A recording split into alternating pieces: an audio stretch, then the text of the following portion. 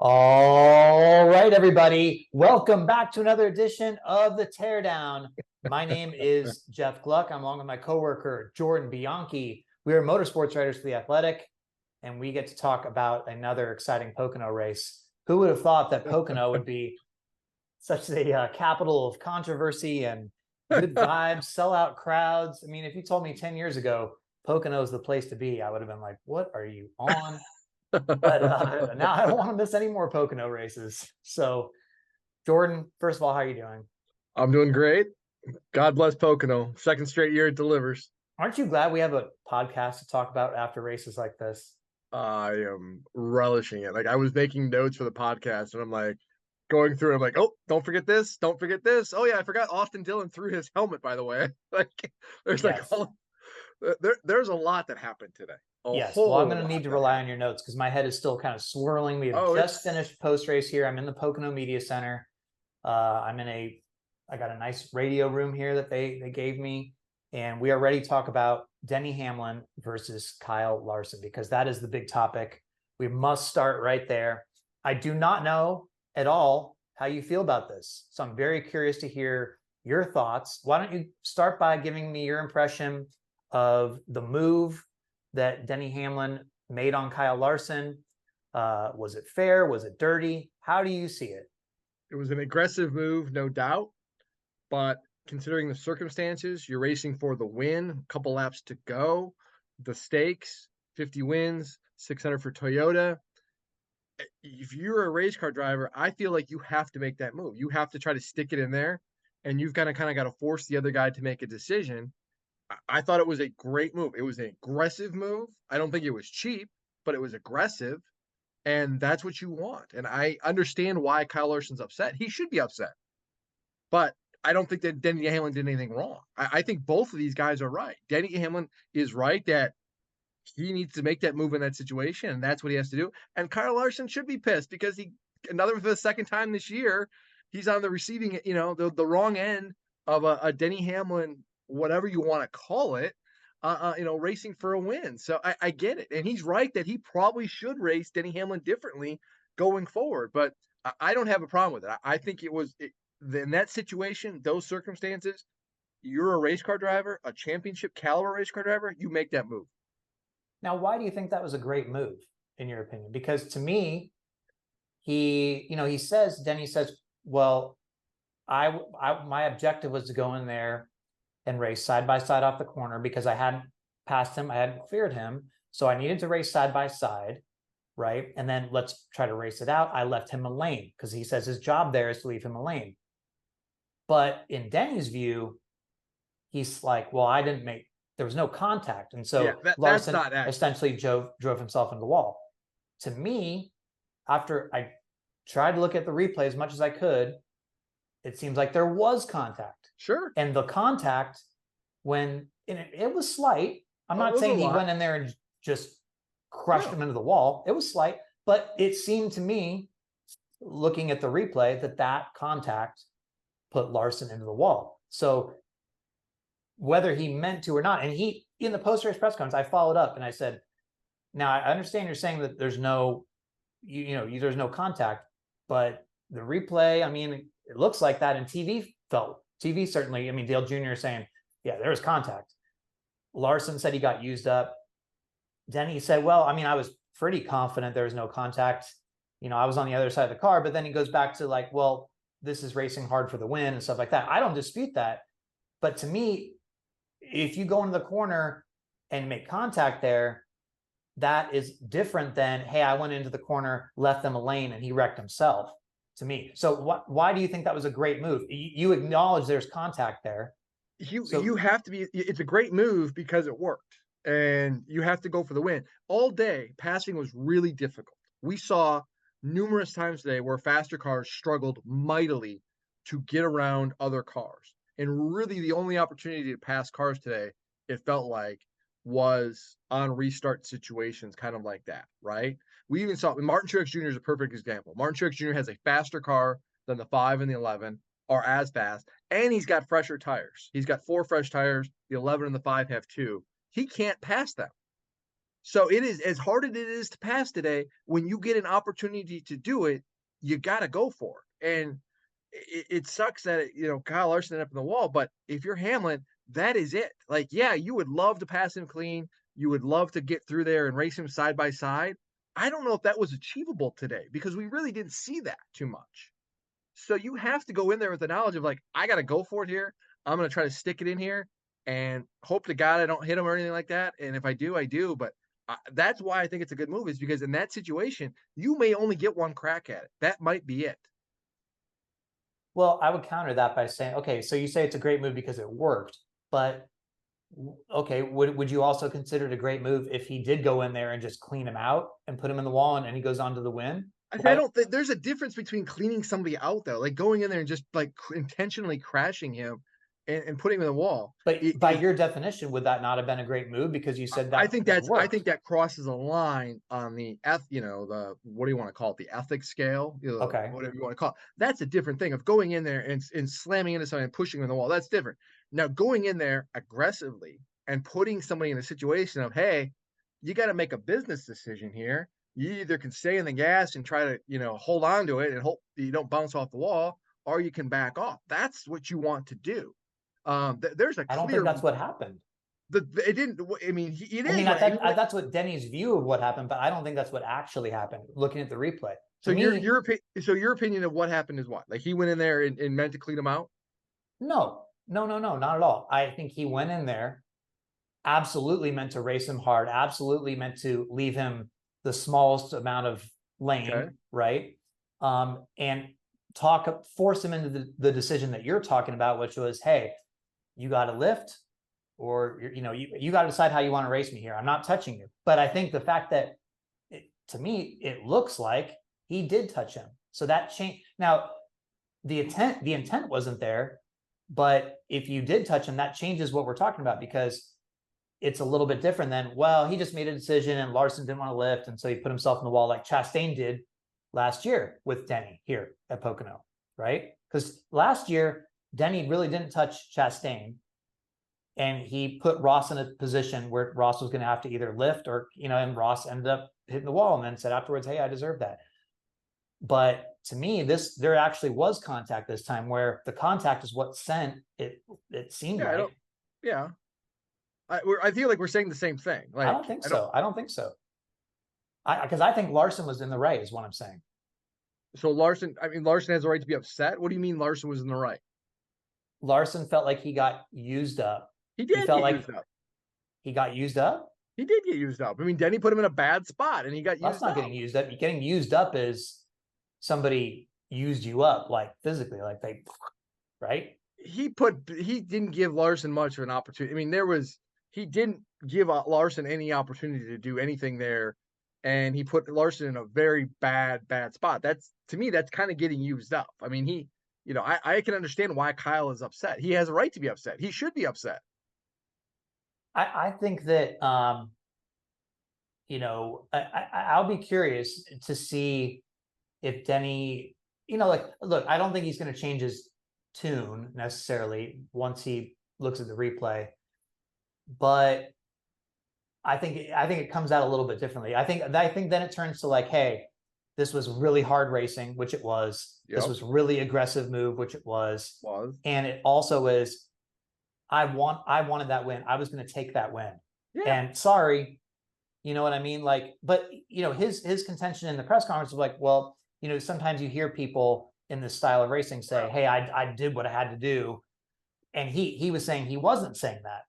Well, I mean, but I almost wish that, I think it might have to change for him, because I think that was almost like that, I think he maybe crossed that line. That's what I'm saying. I think he went up the line though. He may have put a toe over the line. I don't think he necessarily crossed it. But I also will say this. I don't think Denny's viewpoint on this, I think Denny has a little bit of a rosier viewpoint on this than he probably should have it. Like, I think if you went back and actually looked at this, and I think he probably will, like, if he's being honest with himself, like, this was aggressive. Like you said, like, he should own that. Yeah. No, yeah, but I mean, like, he should be like, I don't know. It feels like there's a little bit of a defense there that he was trying to say. Like there really is not defending this. Like it's just I'm going No, really but hard. no, let me, if you don't mind, I do think there's a defense if it turns out that he never touched him, because then you really are saying, look, hey, I put him in a tough position. He had to race, he had to make a decision. And that's what happened. He hit the wall because, he chose not to lift or whatever. But I think the fact, again, that there was contact, that's where the whole thing changes for me. And again, was it dirty? I don't think it went up to the line of being a dirty move, because dirty to me is intentional. I truly believe he had the intent to go into that corner, try to, race them side by side, even down the backstretch, and try to see what they could get and see what happened after that. They both knew clean air was, whoever come out of that battle is going to win. But yeah. I don't think he meant to say, like, I'm going to end your day or, make you finish 21st or 20th or whatever. I don't think he meant to do that either, though. I think he meant to, I think there is a degree of what he meant to do here.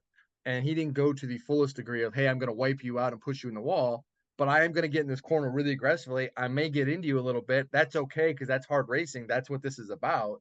So on that spectrum, I think it's fine. And let me ask you this. Let's say today was Ross Chastain in Denny's spot, Denny in Larson's spot. So we've changed one of the characters. Chastain is going for the win. He's on the inside. Denny comes off the corner. They make slight contact. Denny goes into the wall. Race ruined. What is the reaction toward Chastain? I think he's being condemned.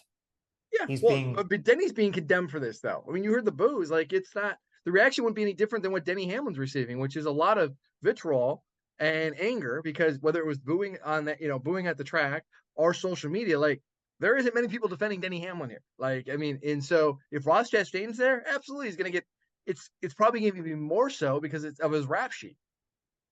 So, but is there a difference? I mean, the whole, serious all week would have been, it would have almost been one of those situations where Rick Hendrick comes in and say, you better not wreck my cars again, Ross Chastain.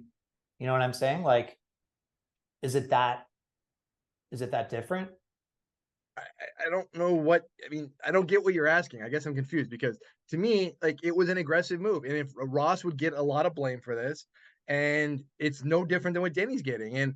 But if Denny had Ross's rap sheet, then had crashed Larson to the point that they've had the run-ins like Larson and Chastain did, you might have an owner come out and say this. So, I mean, to me, it's not any different. But Denny and Larson have had incidents, right? I mean, and I guess, and who knows? I mean, if a Rick Hendrick car would have won the race today and Rick Hendrick was in the media center, maybe Rick does say that. I don't know. Do you think Larson? Okay, so Larson and Denny are good friends, which is a very interesting dynamic to this, right? And Larson even said afterwards, look, if Denny called me up and said, hey, do you want to play golf Wednesday? I'd probably say yes. He would go play golf with him this week. He said he feels like he can separate the friendship from the on-track stuff. But he also said that Denny races him like an a-hole. He said Larson's contention was, hey, I wouldn't race my friends like that. Where Denny's contention is, hey, I actually almost race my friends harder because we're friends. So where does the friendship come into all this when you're on the track with millions of people watching and you have your teams and you're looking for playoff points? Where does that all stack up, and how do you see that? Well, I'm the wrong guy to ask, because I'm the a-hole here who says we're on different teams and we may be friendly off the track, but when it's game time, it's game time. And I'm going to make a business decision because I've got to win this race. Like, we're no longer friends. We are competitors. The hell with you. And I think you have to draw that line. And I think Denny Hamlin does a pretty good job of that. I think he has proven, today's a perfect example of, like, you may be my good friend, but at the end of the day, I got to do what I got to do. I think Joey Logano does that very, very well too. We hear it all the time about Joey, right? Like, off the track, great guy, funny, joking, all of the stuff. You put a helmet on him, he's an a-hole. and he admits it. Like, I think that's what you have to do. You can't sit there and say, oh, I'm going to race this guy. He's a buddy of mine. We golf, we hang out, we do all these things together. It's like, that's great. He also drives for a rival team. He's also a championship contender with a different organization, a different manufacturer. Like, you have to have that little bit of FU, right? Like, you have to. And you could even say to Kyle Larson, and it's really hard to criticize Kyle Larson, the race car driver, because he's arguably one of the best in the world, right? I mean, he's, he can drop in anything. But if you are going to critique Kyle Larson, what has always been the knock about Kyle Larson? He's too friendly, right? Like, he's too nice. He lets things slide. We've heard about it all the time. Like, he couldn't win races for a long time. It was always, well, he doesn't, closing laps. He doesn't, he doesn't have that fighter mentality and go for it. Like, you can still kind of see that there a little bit. Cause like, I almost feel like if it was somebody else in the situation, like, screw this, man. That guy got me at Kansas, never again. And he probably maybe would have raced Denny a little bit differently. And if this happens today, he's like, okay, it's on now. But it's not. I mean, it doesn't appear to be. Like, Kyle's kind of said, like, I'm gonna let this go, and it'll be, like that. That's the critique of Kyle Larson. He's too friendly. So a couple of things there. First of all, I did ask Larson about the Kansas thing because I wanted to see if he felt there was a comparison, because I felt like at Kansas, they were coming off, they were obviously racing for the win, and I felt like Larson made the mistake. He hit the wall before Denny hit him at Kansas. And so I was kind of wondering, and tried to block. Yeah. I was kind of wondering how Larson would view that, because does he view it the same way? He said, no, that was two totally different things. So he pretty much was saying Kansas was a racing deal. Like, that was, hey, I got into it. He said this one, he felt like he got, cleaned out. Right. So that's one thing. Second one, about the friendship.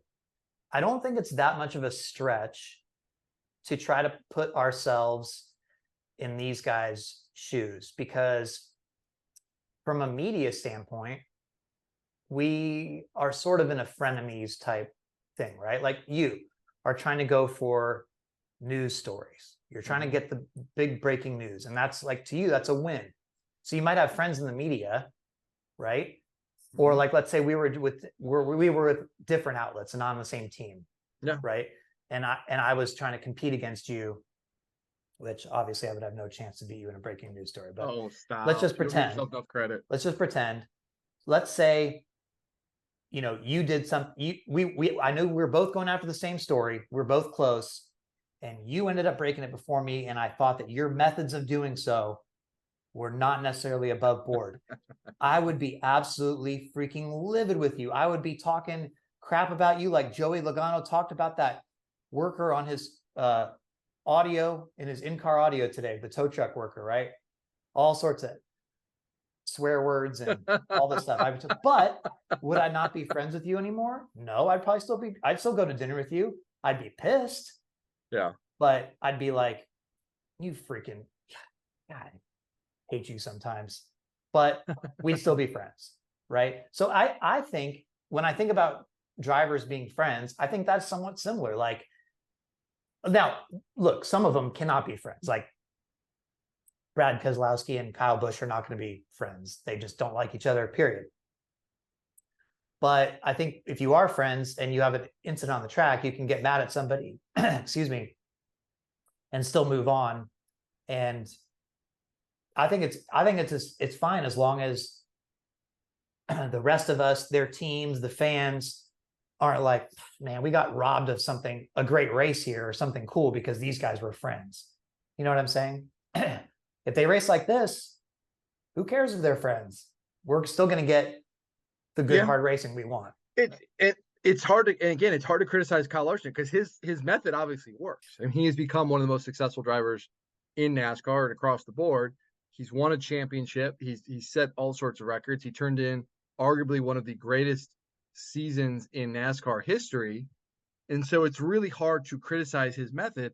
But you could say, though, is like, could he be even better if he didn't allow himself to get used up? And he had a little bit of that mentality of where people knew, hey, if I give it to him, he's going to give it back to me. Where maybe in these situations, Denny is a little bit less likely to take advantage of him, because he knows hey, I'm going to get this back to me down the road. I mean, that's an honest question. And it's interesting because you don't see like a Joey Logano. Like Logano is very aggressive. We know this. You don't see guys like put him in bad spots too often. And part of that is because they know like Joey's going to give it to you. And you go back to Darlington a year ago, and when he felt like he was slighted, what did he do to William Byron? He had no problem cleaning his clock. And I think that carries with you a little bit of guys know like if I mess with him, it's on. And I think that is one element of Larson's game where if he had that, maybe situations like today don't necessarily happen. Well, I mean, Larson has certainly put people in bad spots. He does. He does that Yeah. Oh yeah, he often. has. He Yeah, races very hard, he very, does. very hard. But there's a difference between like racing hard and like holding your ground and putting guys in bad spots and like putting fenders to guys and moving guys out of the way. That's not something that Kyle, to my knowledge, I don't think he does. Now he is So that's a unforgiving. fault? It's not a fault, Because but like, I mean, it's a fault. It is a fault because like really? yeah, I think so. Truex I wouldn't think do that. Truex doesn't race and, like and that. it cost Truex a championship.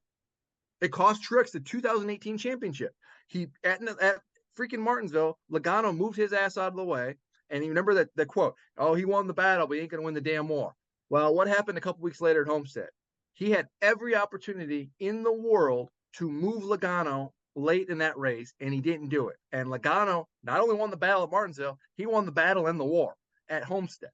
And so it has been a knock on Truex. I mean, it's been documented. Like he has said, like sometimes I'm so nice of a guy, I'm too nice of a guy, and I get used up.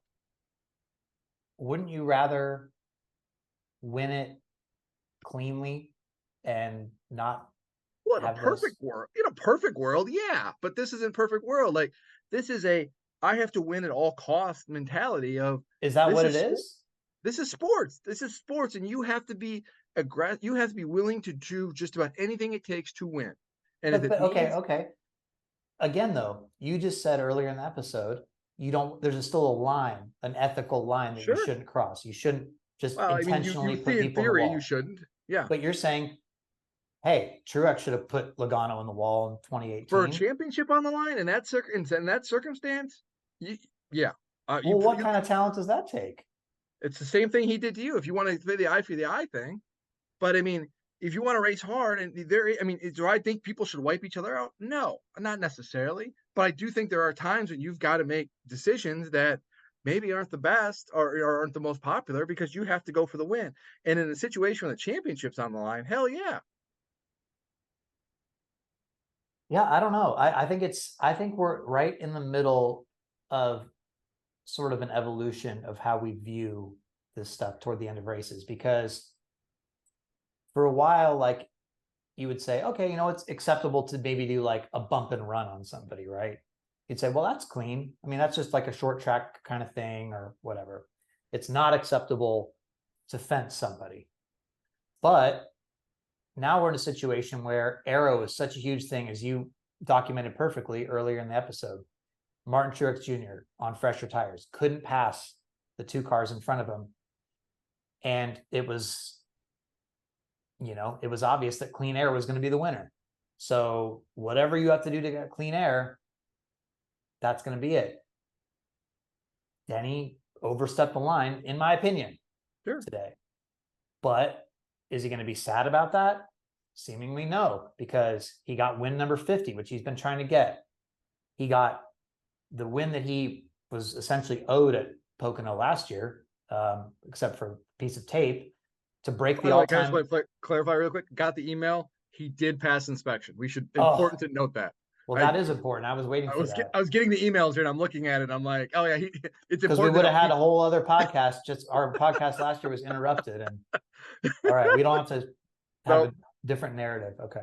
No issues in post-race tech. So now he is Pocono's all-time leading winner, number 7 for him. Got Toyota's 600th NASCAR National Series win. I thought it was an interesting comment where, he's getting the crap booed out of him. I mean, the crowd was chanting Hamlin sucks. He's getting booed. And, I've not ever viewed Denny as somebody that really likes the boos. I think that he's been sort of mystified by them. He's been sort of annoyed by them at times. He understands why he gets them, going back to the Chase Elliott Martinsville thing. But I don't think, in some ways, I don't think like you start a podcast like the Action Center Detrimental trying to, that's something where you do, and you're like, hopefully building people, getting people on your side, and people like you and stuff like that. So, and I don't, he said himself in the poster, I don't think anybody likes to be disliked. So, and I always say the same thing about Kyle Busch. Kyle Busch, people say, oh, he leans into it and all this stuff. Yeah, sure, he plays it up a little bit sometimes. That's because he doesn't have a choice, right? Over the years, like Kyle Busch would by far prefer to be the most popular driver and be appreciated for everything that he does, rather than not have people like him. Nobody wants to show up and just have people be like, you suck, So, I mean, I get that every time I open Twitter. So I know how that feels. So, but he had an interesting comment. I thought that, they asked him about it, about the boos. And he said, well, they can boo me when I have my rock out there, because when you drive into the entrance at Pocono, there's these rocks that are painted with the legends of the sport and legends of Pocono, right? Denny Hamlin is now the legend of Pocono. He has the most wins of anybody here. So he will have a rock out there at the entrance, and people can pass it by every time. And, obviously years from now, we talk about this every time there's a controversial win. Nobody's going to go, yeah, but the seventh one, well, he made incidental contact with Kyle Larson and put Larson into the wall. And it's just, it's going to have faded. But I do think that in the immediate future, that sort of thing could come back to bite him, because Larson was as mad as I've seen him maybe ever. He was fired up after the race. I know he had great comments on TV. Then he talked to us afterwards as well. And I think he had similar comments, but he was pretty fired up. So, and you know how Cliff Daniels is. I mean, Cliff Daniels is not going to be like, oh, it's okay, Kyle. Like, he's going to be like, I mean, he was even encouraging him on that last restart. Now is your chance to do something about this right away. Yeah. And they're talking, he told Kyle Larson too, they're talking a lot of, they're talking a lot of crap on the 11's radio, basically like, hey, they're talking smack about you. And so, Cliff's got a long memory. Cliff remembers these things, and the next time they're racing each other for, a win or a spot up front, there, Cliff's gonna quickly go to that card. Like, that's in his back pocket for sure. So, well, and it's interesting because Denny has been sort of the one who has been on the wrong end of things multiple times, like the wrong end of Chastain, the wrong end of whatever, right? Bowman was one of them. And, he said, I mean, listen to his podcast every week, right? Like he's got to start standing up for himself and showing stuff. Well, now I feel like he potentially has one coming in a hard racing for the win situation from Larson. And I feel like Denny is the type of person that tries to avoid those situations because he doesn't want to get into any of that stuff in the playoffs. Maybe he's banking on, hey, you know what? Larson's not going to do me like that. Larson has a better head on his shoulders than that. That goes back to what I said, though. Like, Kyle Larson's kind of getting taken advantage of here because of his reputation. Like, guys are like, Kyle Larson, he's not going to be, he's not one to give it back or anything like that. So it's okay. If we're going to, we can give it to him because we don't really got to worry about him paying us back a little bit. I'm telling you though, man, Larson will put you in some spots. So he will, but will he intentionally wreck somebody? That's the question though. Like, there's and again, it goes back to that. There's a difference. I mean, he intentionally wrecked Justin Haley at the Clash last year. He stuck him right in the barriers. He did. And so maybe, I don't know. I mean, there's a difference between racing really hard, and Larson races darn hard, and he goes right up to that line. But he is not somebody who is outside the Haley incident. I'd be hard pressed to remember a time where he, move somebody in that kind of thing in a late race situation. So we'll see. Well, I mean, Larson says, hey, look, the 11 has essentially cost me 10 playoff points now. That's a 10-point swing for the playoffs. Yeah, I don't think he's going to forget it.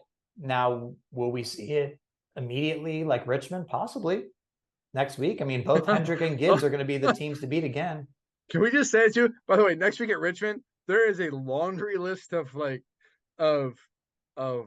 I don't want to say feuds, but there are a longer list of grudges that we're gonna have to keep an eye on. You've got Bowman and Hamlin, Hamlin and Larson, Austin Dillon and Tyler Reddick, Corey LaJoie and Ryan Preece. I'm probably leaving one of them or two out here. Yeah, it's going to be Richmond's going to be Festivus next week. It'll be the airing of the grievances, It's right? gonna be great. Um, But you know what though? Anything to juice that race up, man.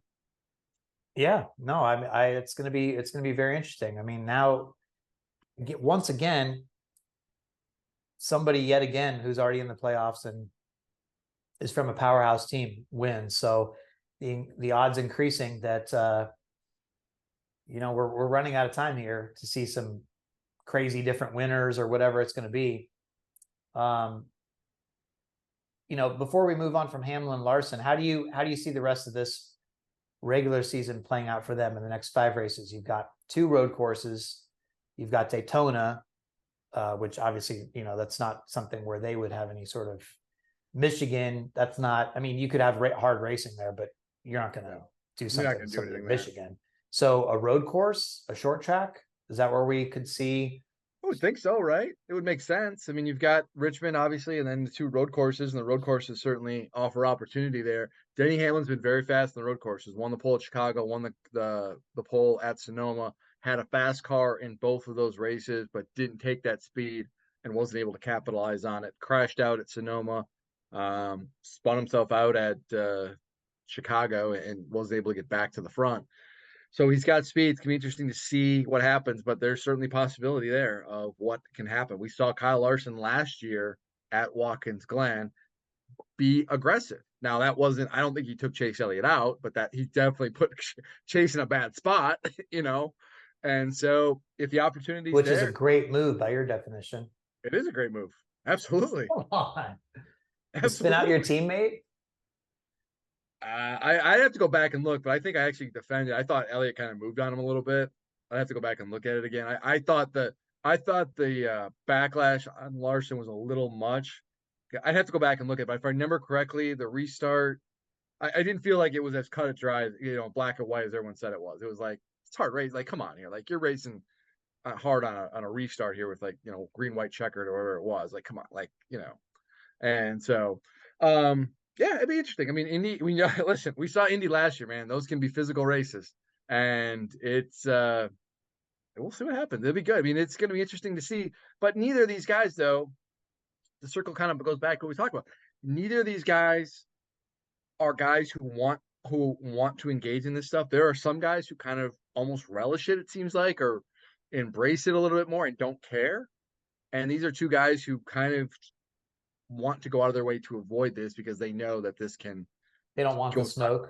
They don't want the smoke, and they know it can go sideways in a hurry, and they know that come the playoffs, you need to kind of keep your focus. It cost Hamlin before. I mean, it cost him in 2017. It cost him a spot in the championship 4 because Elliott got him back at Phoenix. So he knows that this can go sideways. So it'll be interesting. I honestly, in the big picture, I don't think there's anything that comes out of this. I really don't. I don't think. I mean, I may be wrong. I hope I'm wrong. For it's better for us if I am wrong. I don't think there's anything that's going to come out of this enough. So, we thought that this might be a Toyota heavy race, and ultimately Toyota's had all their cars in the top 11. They finished 1, 2, 3, 5, 6.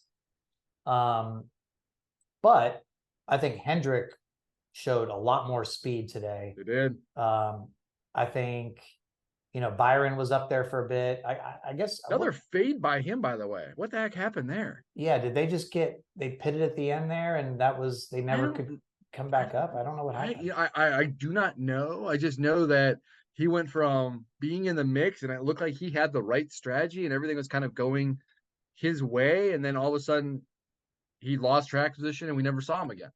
Yeah, I mean, it was odd. Byron and Larson combined to lead more than half the laps today. So Larson, to me, that's a big statement in terms of like, hey, remember us? We have speed.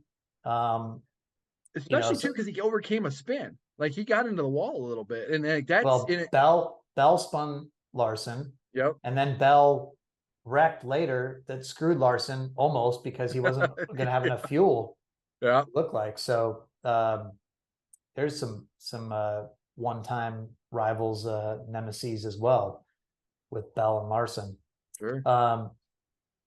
Interesting stuff though. I mean, there's a lot of, I mean, for a Pocono race, I mean, you have former teammates feuding with Reddick and Dylan, which Huh? on that one, I feel like that was Dylan's Yeah, fault there. I I don't, think that's a thing. I don't know how you can. I don't know how that's Tyler Reddick's fault. Like, what is he supposed to do in that situation? I mean, he. It looked like we're gonna use like F1, like or IndyCar. Like he clearly had established his position, and the three had come down. Like I don't know what in that spot is he supposed to do. Like just literally back out and say, hey, you can have the spot. Like, he held it, and he should hold it, and that to me is on Austin. but awesome. Sure was mad.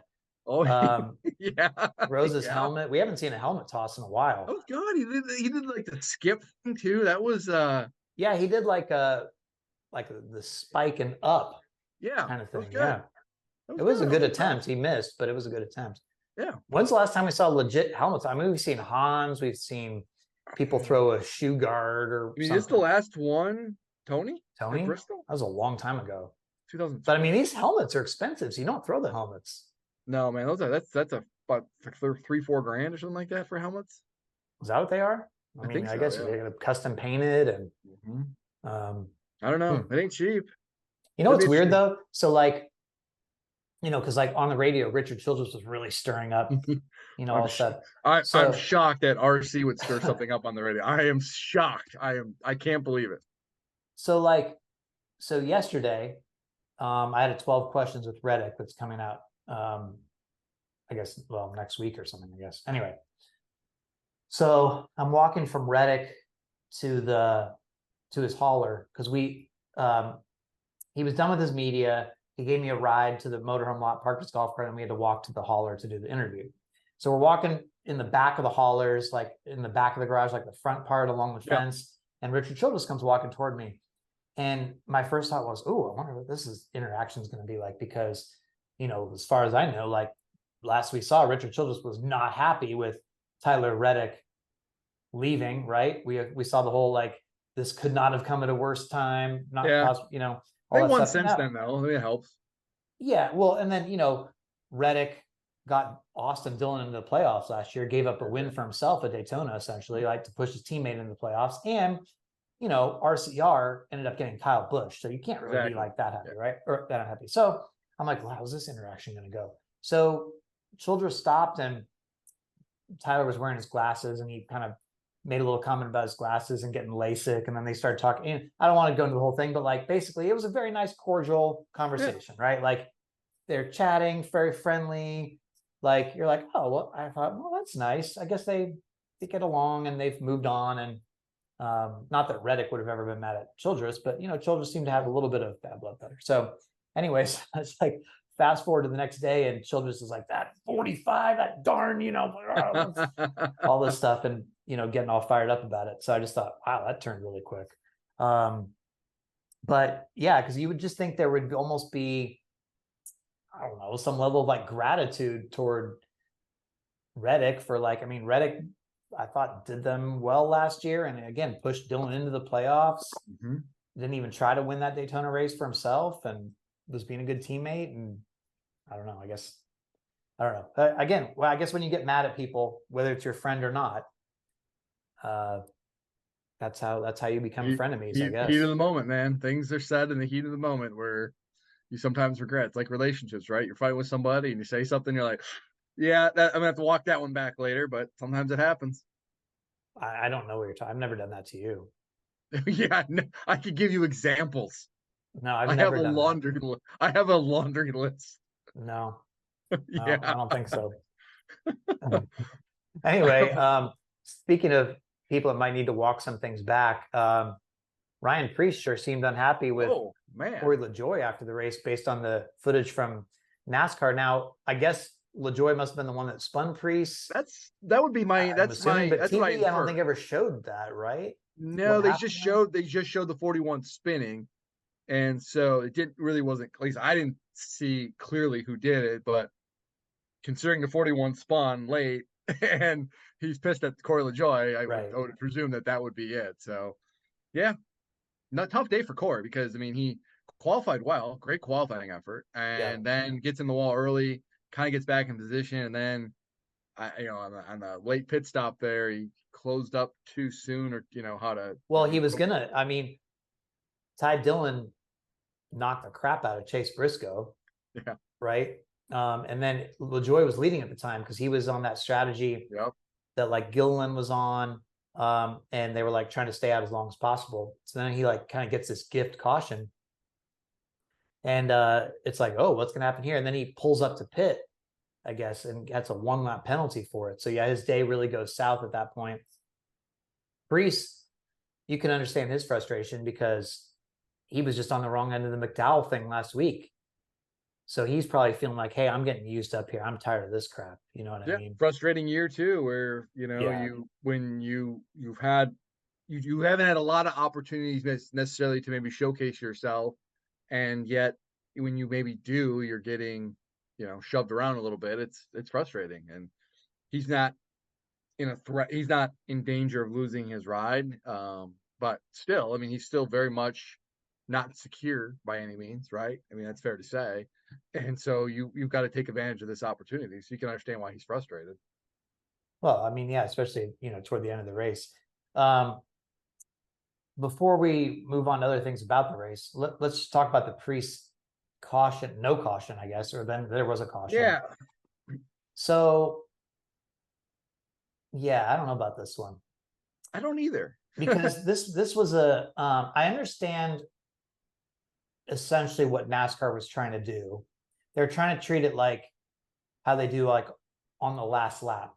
So it's sort of like the end of race strategy, right? Where they're like, okay, this guy spun, but he's out of the way. Let's see if he can get going. Let's not, throw the flag right here. But that was not on the white flag lap. That was before the white. So essentially they go, all right, let's let the leader take the white while we're still deciding this to see what can happen. Then it's clear, okay, now he's not going to be able to get going. So they have to throw the caution. But NASCAR kind of put themselves in a little bit of a bad spot there because, again, typically, if there's going to be an incident, they don't let and it's a caution-worthy incident. They're not going to let the leader take the white. It might happen on the last lap, and they'll try to let it play out until they come back around. But this didn't really fit with the typical end of race call. It should have been, if it had been consistent with what we know how race procedures go, it should have triggered overtime. He wouldn't have gotten to the line, and they would have had another restart, right? I mean, we've seen them before, though. I mean, this is it's hard to compare. When you talk about consistency, it's really hard kind of track to track, right? I mean, if the guy spins at Bristol or Richmond or Martinsville, that's always going to be a caution because it's a much more track. Here, place is so big, you can kind of get away with it a little bit. I hate to say this, I kind of feel bad for NASCAR because you're in a really tough spot.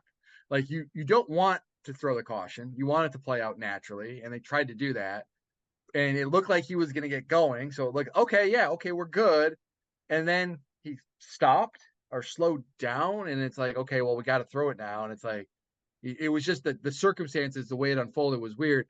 I do wonder, and if he was out of the racing group, right? Like he was below the apron. Is that right? Do you remember? He wasn't. No, he was He not. wasn't. He was in the. He was still on the track at the time. I believe so. Okay, never mind. Because that was my question. Like if he was below the apron, I don't think so. I think he was on the track. It was going to be a he was dangerous stopped spot, on the track. I Then never believe. mind. So okay, so Maybe I need to go back and look at it, but yeah, I have to go back and look at it. It's hard. I mean, in that spot, like no, I agree they had to call the caution at that point. But the problem is typically it's like, I guess what we're used to seeing is there could be an incident that's okay. That incident, if it had been earlier in the race, is a caution, right? Would you agree with that? Like 90% of the time, that's probably a caution. I mean, no, when we've seen. I mean, every day, all day when somebody spins today is a caution. Yeah, but they were all hitting off walls, though. I mean, this guy didn't hit a wall. I mean, Preece didn't hit a wall. I mean, other times, though, when guys spun, they were bouncing into the wall. So it was a clear cut.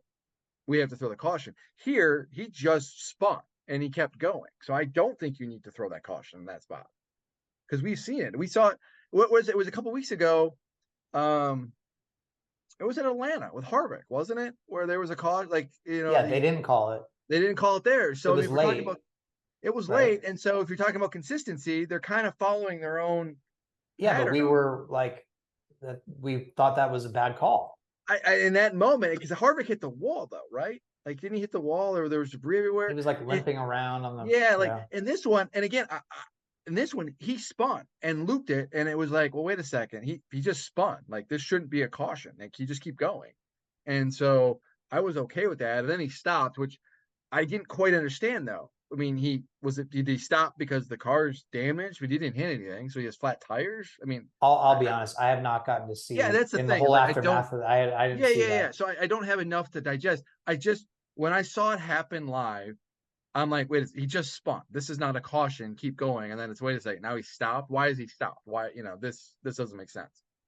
Okay. Well, I think the fans' expectations of NASCAR is you're going to try to give us a finish. Sure. And so when there's an incident that happens before the white flag where they could have called a caution and set up an overtime finish for the fans, again, a sold out crowd that came here, they didn't come here to see Denny Hamlin win under caution when they could have thrown a caution and set up overtime. They had plenty of time to throw it if they wanted to, right? So I think the thing there is like, well, dang, like, what the heck? Why'd you guys do that? We never see this before, or we don't see it often. So I think that's where some of the frustration comes in, where you're just like, what? I don't get what happened there. The other side of that is, and I'm kind of playing devil's advocate here, is how many times do we hear, oh, NASCAR, it's like WWE, they're going to always go, it's contrived, they always want drama, and oh, why can't they let races play out naturally, right?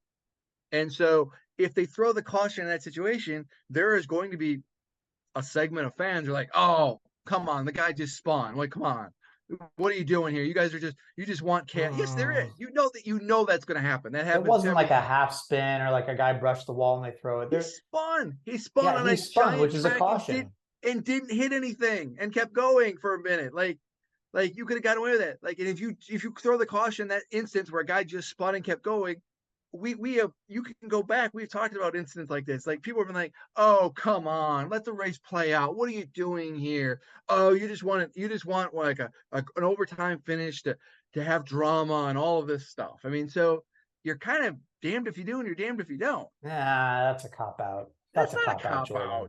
Come on. You and I both, you can go, I wish I had, there is times where we have said, like, you're lumping other things in with this kind of. He didn't hit anything. I mean, I'm gonna go look at it now. I'm gonna go find the damn. Well, I guess I feel like this is not a good situation for me because I'm talking out of my butt. Because I only saw it in real time. You're right, it's never stopped me before. So the playoff bubble, while you're looking this up, interesting little twist today with poor Daniel Suarez, who really didn't do anything wrong and was just sort of in the wrong place at the wrong time. Although, if you ask him, they did something wrong by getting back there in the first place. He said they missed the balance in the first stage and they found themselves mired back there and they get caught up in a wreck. They should have never been there. They were better than that. But the result is that Suarez goes from all of a sudden being very, very, very much in the mix for the playoff bubble, like right there, to now what he is, 23 points out. He's behind AJ Allmendinger in points. Ty Gibbs is only 5 points behind Suarez. So Suarez really couldn't have a race like this today. No. That hurt a lot. McDowell, it's not like McDowell set the world on fire. He ended up finishing 19th. Got the stage point. He did. Bubba was running really well for a while. He got up to the top 5, and then I think he had a bad pit stop, if I'm not mistaken. His second to last pit stop, it was slow. There was some kind of issue or something. I mean, yet again for Bubba. Yep. Can't happen. So he ends up finishing 11th, but he's 10 points ahead of McDowell. So he's 15th in points, then McDowell's 16th in the cutoff spot. So McDowell continues to hang in there with 5 races to go. One of the best stories that we've seen in a while. Mhm. And the playoff situation is still wide open points wise. I mean, I think you could even make a case for Bowman. Still, like, I mean, Bowman is not like out of it. He's within 40 something points, I think. But See that guy right here. somebody that is not in good shape anymore, Jordan, is definitely Chase Elliott. So No, I mean it's win or go home for Chase. It has been for weeks. I'm glad you're finally coming around for it. Welcome to the team. I will say this though, encouraging though, if you're a Chase Elliott fan and Alex Bowman fan, as we kind of alluded to, both of those teams had speed today. Both of those, this wasn't a quote unquote typical Chase Elliott race like we've seen lately, where they've been kind of off all day and then they've had a mad scramble at the end of the race to get up there and they needed some help and figured it out. This was a team that consistently didn't qualify well, by the way, but got up there, stayed up there, ran up there. Like, that's encouraging going forward. Interesting thing note about Chase Elliott too, best average finish of guys who've started, he missed 7 races this year, but his average finish is tops in the series. So, we've talked a lot about how bad he's been. It's not up to his normal standards, but still grinding out finishes. But you've got to be encouraged if you're a Chase Elliott fan or an Alex Bowman fan of, hey, at least we had some speed today. At least we were in the mix. At least we gave ourselves a shot. Yeah, I think Elliott has the best average finish in the last 5 races as well of anybody. And but somebody pointed out the tweet up today that part of that is it's he's been in positions where he's had to flip things. He's been so far off that. Yeah. Well, in New Hampshire too, like last week. New Hampshire and Chicago, like it was, yeah. That said, I really feel like I'm letting people down by losing this particular argument to you, because I was talking to some people to tweet up, and one guy said, you know what? Because typically, like at the tweet up, whoever I see at the track, people come up to me and they say, I love the podcast. And they either say, I'm totally on your side, or they say, I love the podcast, but I got to tell you, I'm sorry, I tend to agree with Jordan. One guy come up today and he said, I love the podcast and I hate myself for this, but I typically tend to agree with Jordan. I feel terrible about myself. Like the Chase Elliott thing was his example. And I thought, yeah, I let this guy down. I made him hate himself because he does not want to agree with you, because who would?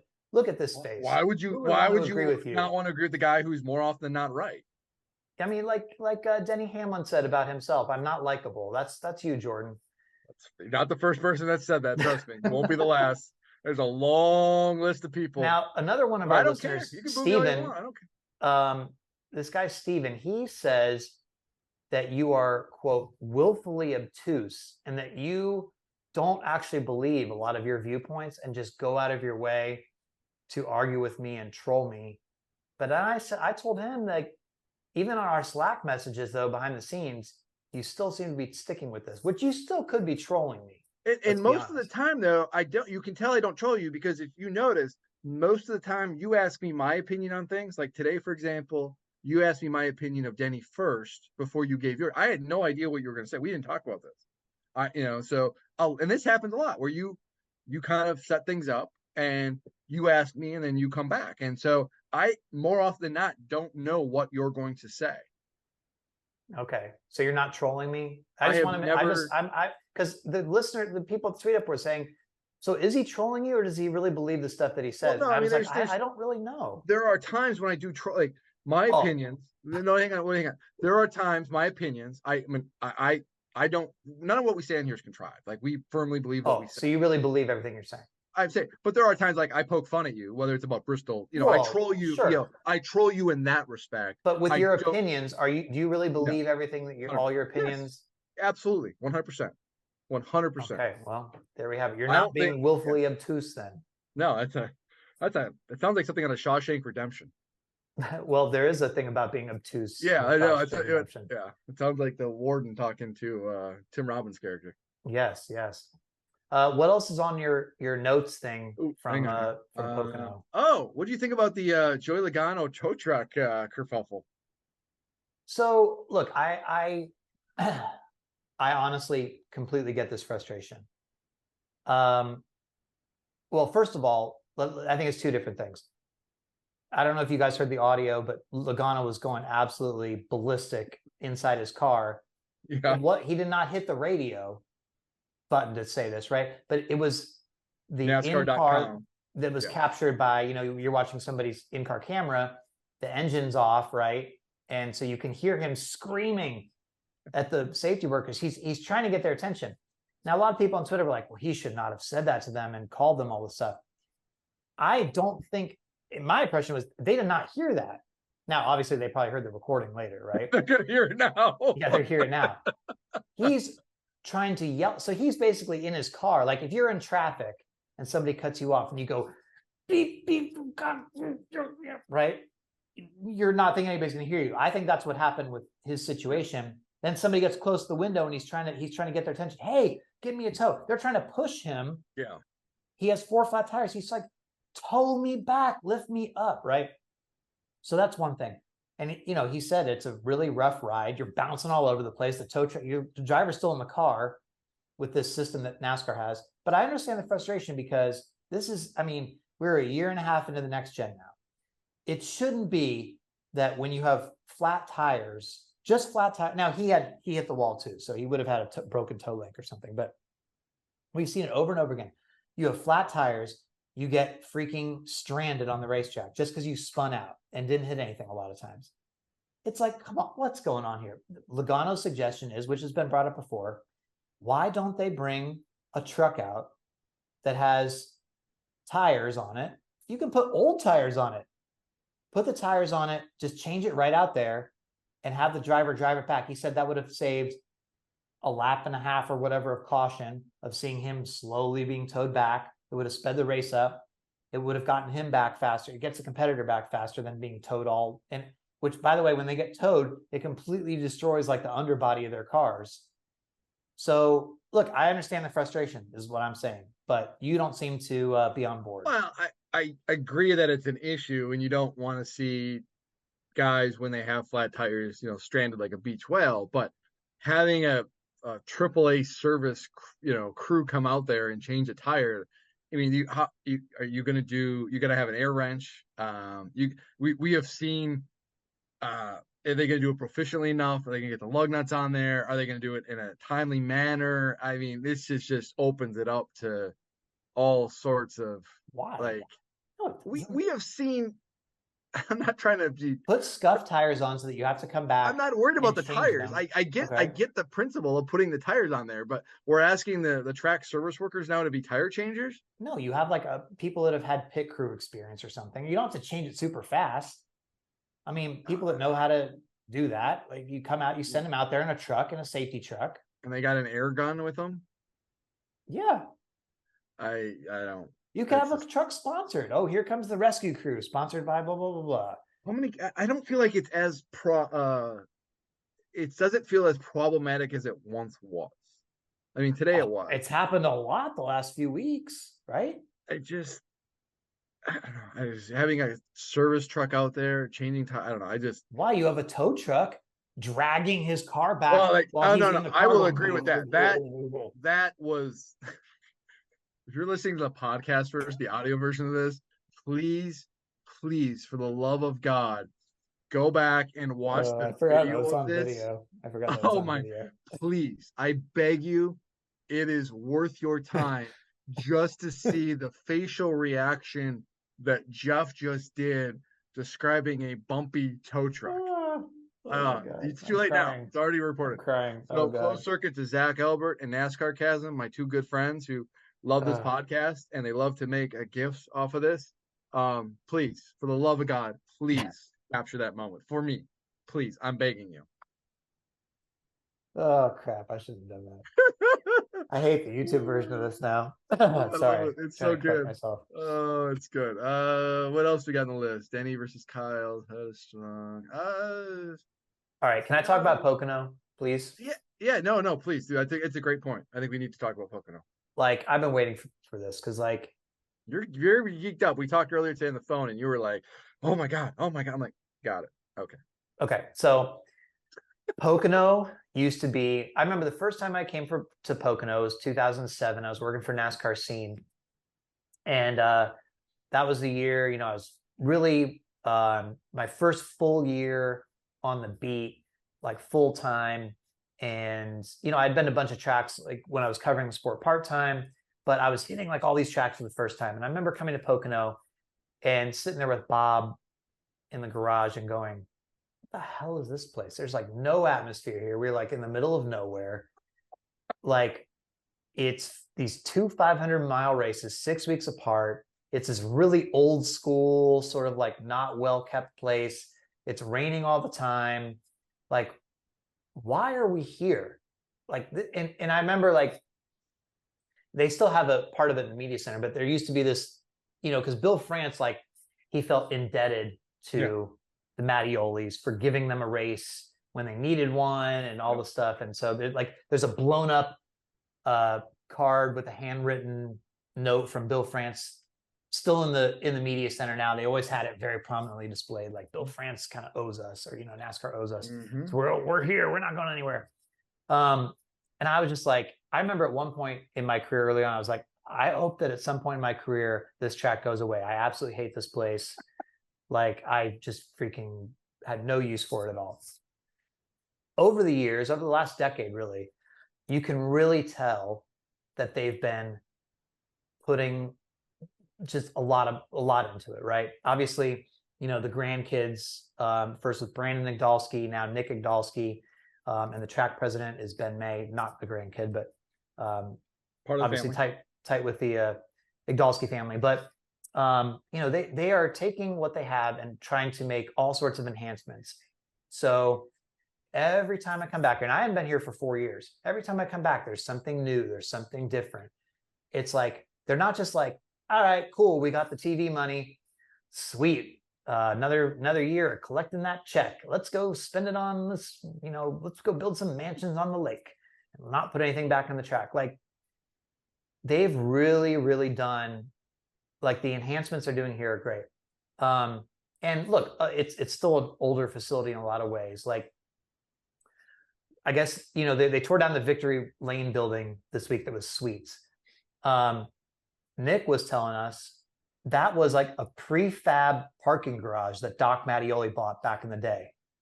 It was a parking garage. He bought it at an auction and he put it up in the infield. He just didn't put the little spiral things that take the cars up to the top on the sides. But that was a parking garage that turned into like suites, and at one time the media center and the Victory, all this stuff. And look, it was not supposed to last that long, right? Like it was very weathered, it was very old. They weren't going to be able to like renovate that thing. They had to tear it down. So instead they built this new fan deck, which I went up on this weekend, and I was like, oh, okay, this is cool. It's kind of like that Daytona fan deck a little bit over the garages. This one's not over the garage, but right over the front stretch. And then they put the Victory Lane in the fan zone, and you can kind of go right up to it, just like the Phoenix one a little bit. The Phoenix one where you can, if you have a pass for the infield, you can like get as close as you want to the Victory Lane. You can get like sprayed with the champagne, basically, like if you get there early enough, right? So then I went out in the fan zone. They've expanded the fan zone since I was last here.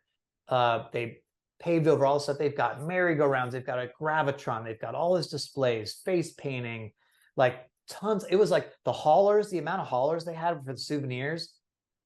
It was like an old school souvenir merch haulers. I mean, there's people everywhere.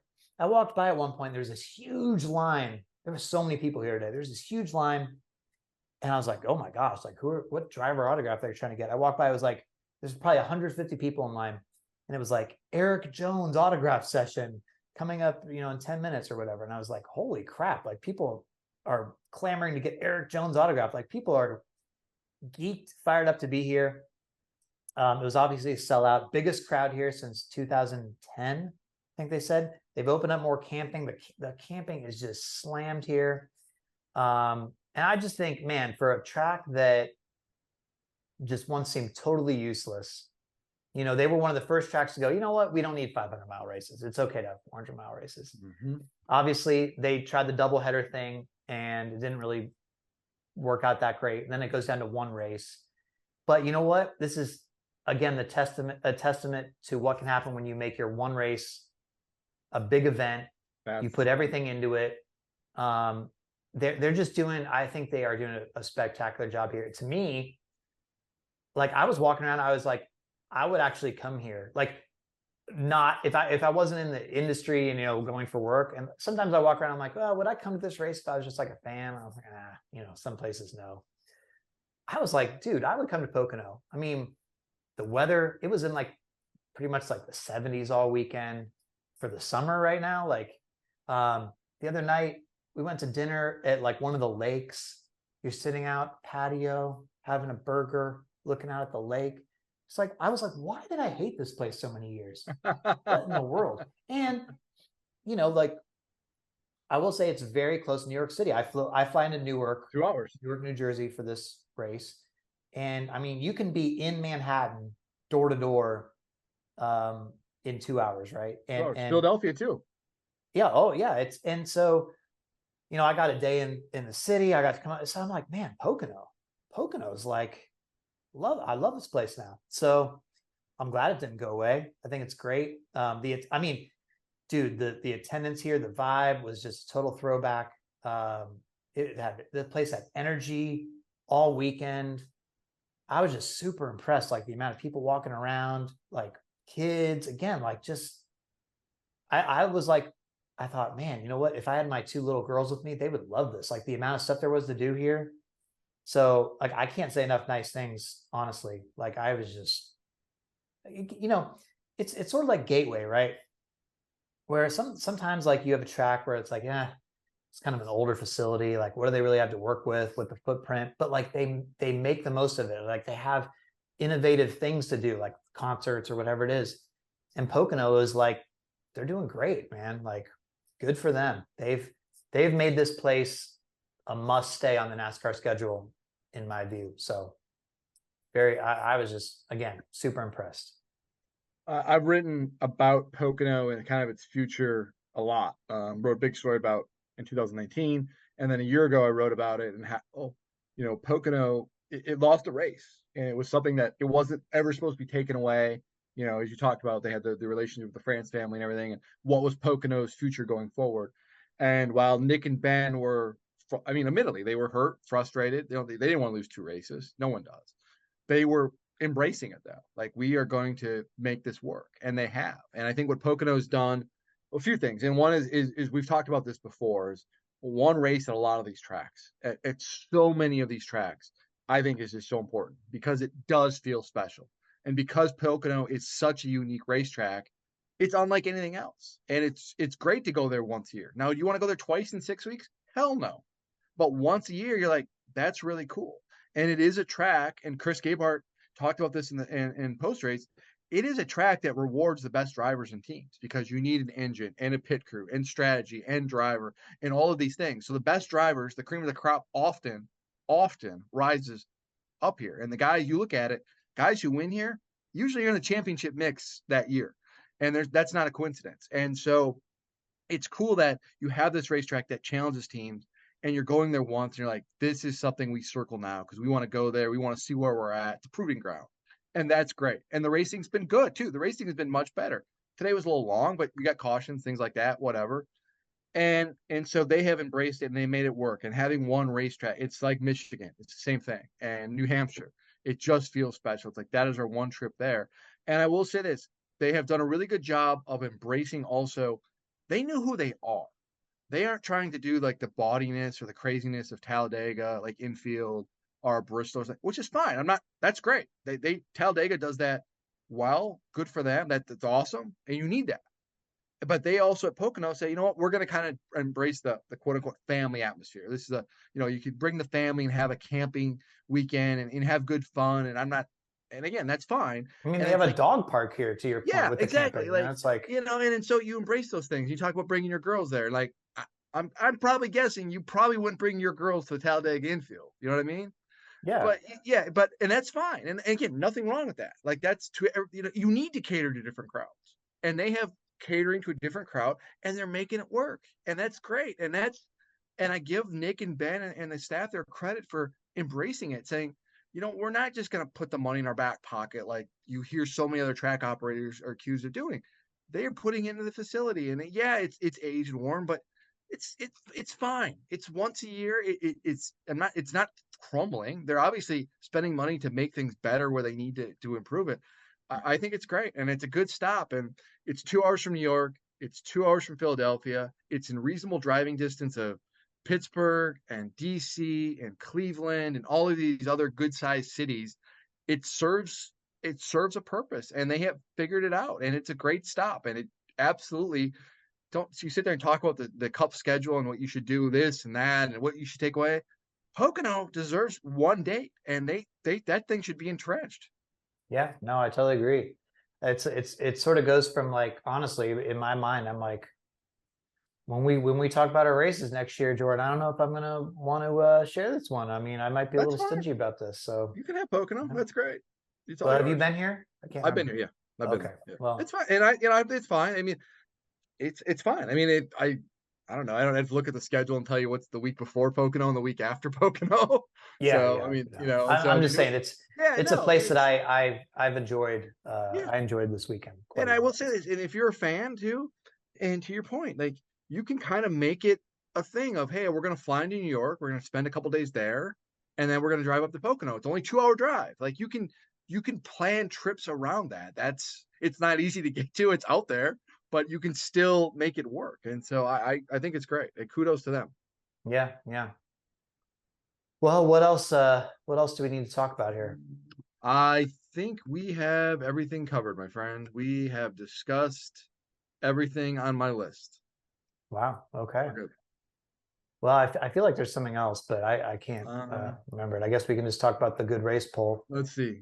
Denny versus Kyle, Toyota strong, the Ryan Preece caution. We mentioned William Byron fading. We mentioned the tow truck stuff. We talked about Bell's comeback. Bubba Wallace pit road issues, the Chase Elliott point situation. Oh, one other note here. It's just something we've kind of touched on. Another week where Ross Chastain was really quiet.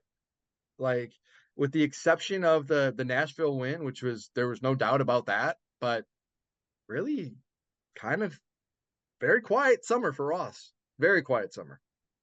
Yeah, I mean, he finished 13th, but Yeah, he was not really in the no. conversation. And when we certainly. talked about how the big teams, But last year at this race, remember he was right in the mix. Yeah, absolutely. And then we talk about how the big teams kind of rise up here. Well, what did that happen, right? You had Truex in the mix. You had the 24. You had Kyle Larson. You had Hamlin. I mean, you had the guys that we've kind of talked about this year in the mix. One guy that was not noticeably was Ross Chastain, which is, again, something that I think it's interesting. Yeah, I mean, again, like you look at the lap leaders from today. Byron led the most laps. We've said he's, a Final Four pick. Larson led the second most laps. He's a Final Four pick. Logano, I mean, that he led the first. He well, not the first 21 laps, but he led 21 laps early and then to win the stage. But that wasn't necessarily reflective of the day. But then Truex comes next with 20 laps, and obviously we feel like he's a championship favorite. So, a lot of the guys that you're saying, I mean, yeah, it was the people you would expect to do well. So So last week in the Was It a Good Race poll, I said 70, you said 60. It ended up being 65.2. Unbelievable close. I mean, we were right there, but it just went 0.2 in my favor. So that's unfortunate because, I mean, you had a good guess. I didn't discount your guess at all. We were just, just right in the middle, I guess. So what's this Pocono race going to be? So, I see a lot of people that were like, I thought I saw some stuff on Twitter that were like, I don't like this race sucked or whatever, but I don't really feel that way at all. Like I thought, okay, well, there was, I mean, a lot of action. There was 11 cautions, which is the most, I think, since 2000 or something like most since 2010 or something. I can't remember my own stat. It was quite a while. The track record here was 13. So you don't see that many very often. And it was probably, I'd have to go back and look, but for a 400-mile race, the amount of cautions was probably maybe the most. So I'm not sure. Oh, wait, I have it right here. Let's see. So when did they go to 400 miles? Yeah, this was the most cautions for a 400-mile race here. Yep. So there you go. So, you know, and again, like there was controversy at the end. Now people obviously didn't like the winner, and you couldn't pass necessarily. It was hard to pass, but I don't know. I still think it's going to be, I'll just go 75. Good guess. Good Was guess. that what you were going to say? 74. Oh, just say 74 then. You don't have to change your guess. Yeah. Just say 74.9. No. We'll just go over under. I'm going to do 73. Okay. I'm going to at least give you like a point, a buffer there a little bit. I hope that costs you because you should have just gone 74.9. Yeah, I'm trying to be not a jerk here. Like I was talking about being a jerk at the beginning of the show. And yeah, I don't get that. Under your definition, Jordan, going 74.9 and winning because of that would be a quote great move. It's because good. It's the result that matters. In the grand scheme of things, I really don't care about this. You don't care again. The guy who cared so much when he was winning at the start of the season over and over again, he cared, and now you don't care again. Whatever. There's nothing. We're not wagering on anything. There's no stakes. Oh my God, you are out on this poll so fast. Yeah, I think you should. Can we? You know, like I'm saying, we're not getting enough consistency from NASCAR. I want consistency from you, Jordan. You said it's a great move to go right up to the line and potentially cross it because it's the end result that matters. Therefore, you should use the strategy of being a little bit cheap and Price is writing somebody on the Was It a Good Race poll to win. If this actually mattered in the grand scheme of things, if there were stakes, if there was something tangible to achieve, then I maybe would have that mentality. But this is just okay. Well, what do you want to wager on it then? Oh, we should actually let's save that. Let's start with the playoffs. We'll start with the playoffs. We'll do it. We'll start with the playoffs. Oh, well, we should. That's okay. Well, what's the regular season winner going to get? What kind of advantage are they going to get in the playoffs? Do they start with like one win or something? Yeah, we could do that. That'd be fair. That's fine. How about the winner? The loser has to buy the other dinner and drinks unlimited. Unlimited? Wait, what do you mean unlimited? Well, if we go out, we're going out for a night, you got to buy me. If the loser has to buy drinks all night long. There's no cap. Oh, just for one night. Yeah. Not unlimited like every time we go out for dinner. No, just one night. But every time I see you, we're at a work function, therefore we can expense. You can only expense so many alcoholic drinks. Okay, well, I'm too tired anyway. I don't go out like you on a Saturday night where you do your best work. I'm not going to be doing that. I'm going to be in bed. So you can, I'll buy you the one drink that I can expense. That's great. Oh, that's great. Thanks. Okay. Yeah, fine. No problem. Okay. That's not, we need a better bet. We'll come up with can you guys tweet us and send us some suggestions on what we should do for our wager? Because if there's a wager and there's stakes, apparently Jordan will play hard. I just want to see what it's like when you play hard and then consider it a great move. It's a freaking guessing game. We're grabbing numbers out of thin air. There's no skill set to this. I think there is a skill set, my friend. There is skill. Oh, yeah. Okay. You know what doesn't take skill? Just running someone straight into the wall. That's what doesn't take skill, but you would say that's a great move. So in certain circumstances, if you're racing for a championship, there's probably something you got to consider doing. Unbelievable. All right. Well, everybody, we enjoyed talking to you once again. Thanks for all the positive feedback.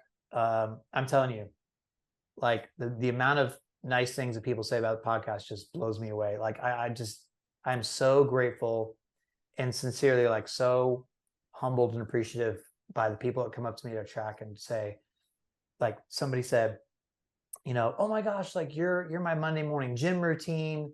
People just say on my drive to work, like all the stuff. Like, however, like for whatever reason you guys listen, just thank you. Like we truly appreciate it. I know it probably gets old hearing us say that, but like Jordan's not trolling you. He really means it when he says thank you.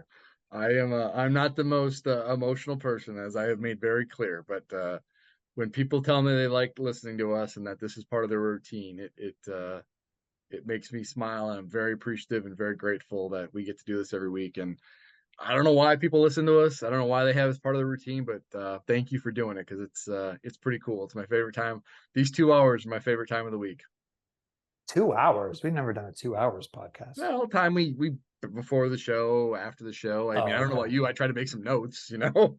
Well, not me, Jordan. Anyway, see, that was a likable thing to say. Maybe you can redeem yourself yet.